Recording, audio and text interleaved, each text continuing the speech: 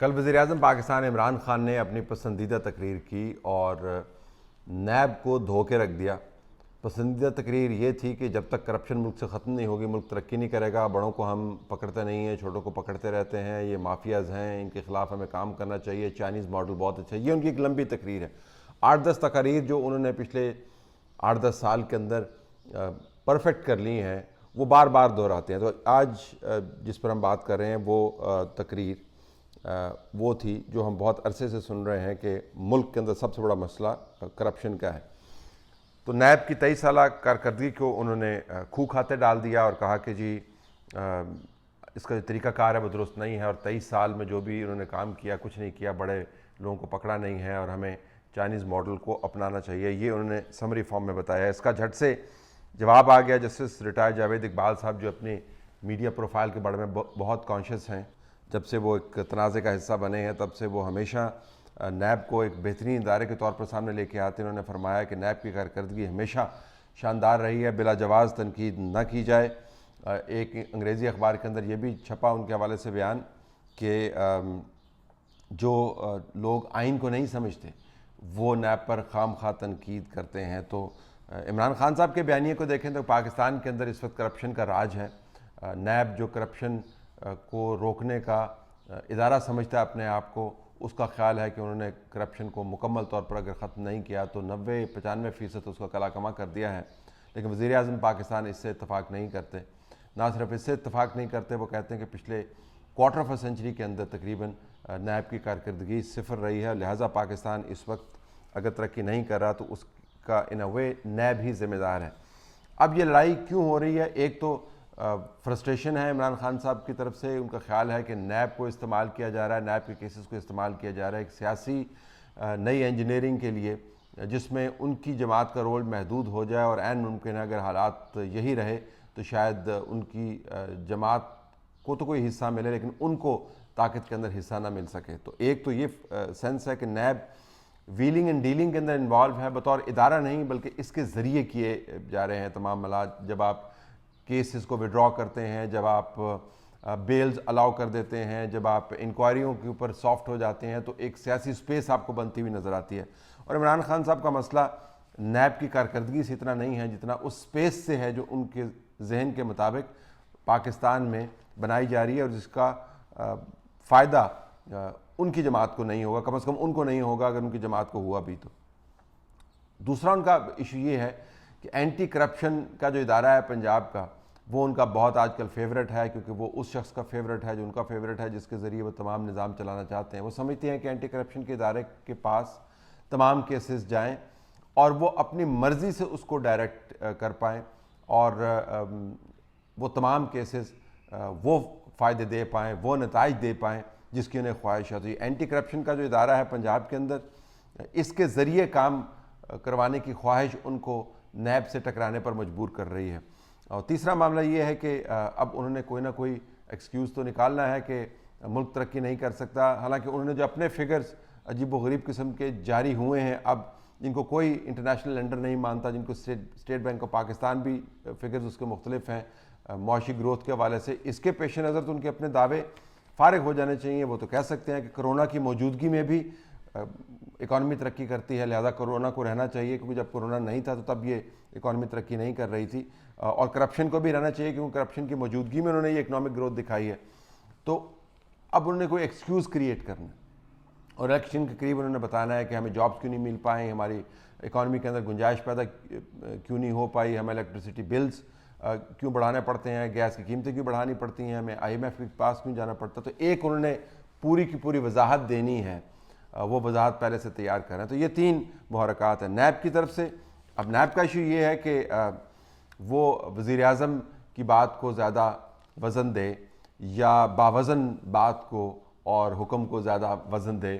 اب جب ہوا چل نکلی ہے کہ تھوڑی سی سپیس کریٹ کرنی ہے تو نیب اس شدمت کے ساتھ ان عمران خان صاحب کے سیاسی مخالفین کا پیچھا نہیں کر سکتا جن کا پیچھا کرتے کرتے نیب نے اپنے سر کے اوپر نیازی نیب نیکسس کا ایک الزام لیا ہوا ہے، اور مسلسل وہ الزام دہرایا جاتا ہے۔ دوسرا ایشو یہ بھی ہے کہ نیب سیاسی معاملات میں پڑھ کر سائڈ چوز کرنے پر مجبور ہوتا ہوا نظر آ رہا ہے آپ کو. اور وہ سائڈ کیا ہے؟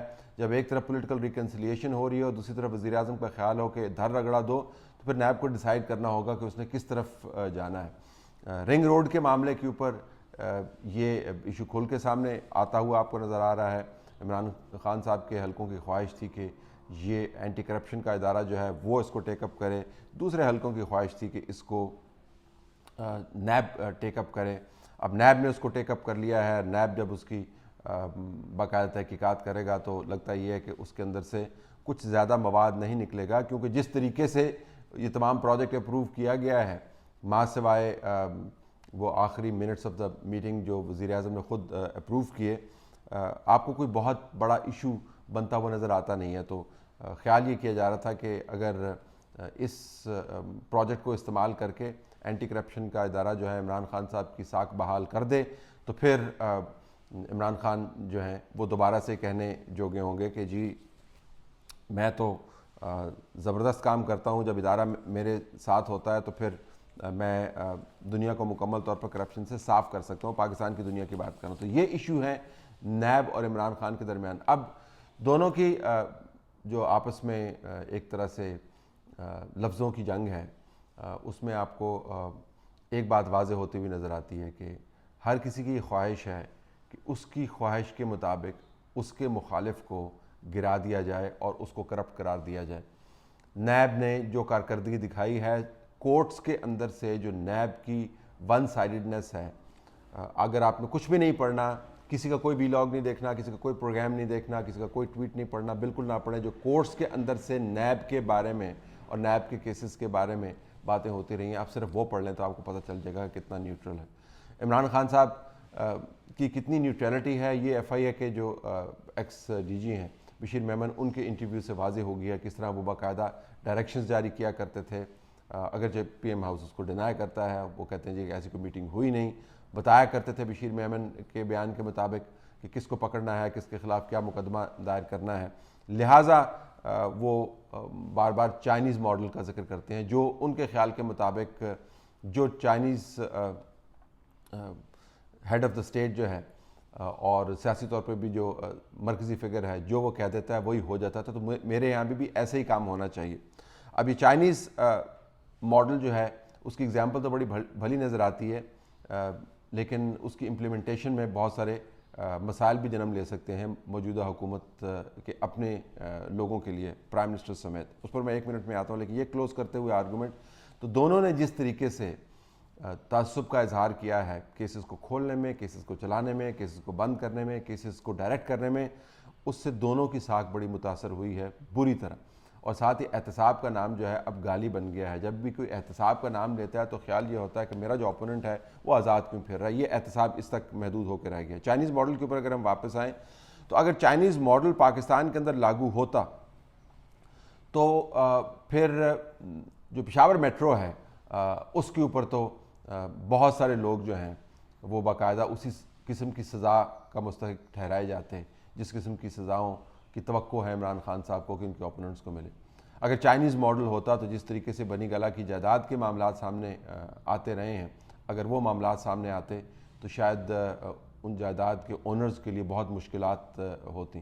اگر چائنیز ماڈل پاکستان کے اندر ہوتا تو پھر بین الاقوامی ذرائع سے پیسے وصول کر کے انتخابات لڑنے کی سزا بہت ہی سخت ہوتی. تو شکر کریں کہ چائنیز ماڈل پاکستان کے اندر نہیں ہے، کیونکہ اگر چائنیز ماڈل پاکستان کے اندر ہوتا تو جو چائنیز ماڈل کی بات کر رہے ہیں وہ یقیناً بات کرنے سے پہلے 10 مرتبہ سوچتے اور وہ کام کرنے سے پہلے 10 مرتبہ سوچتے جس کے حوالے سے وہ چائنیز ماڈل کو پاکستان میں لانا چاہتے ہیں. چائنیز ماڈل کی موجودگی میں وہ تمام کام نہیں ہو سکتے تھے جو پاکستان میں اس وقت رائج ہیں، اور وہ تمام لوگ آزاد نہ پھر سکتے جو پاکستان کے اندر دندناتے پھرتے ہیں اور جن کی وجہ سے سیاسی جماعتیں چلتی ہیں. نہ اس ملک کو ریل اسٹیٹ ٹائکونز چلا رہے ہوتے، نہ اس ملک کو شوگر والے چلا رہے ہوتے، آٹے والے چلا رہے ہوتے، نہ اس ملک کو فورن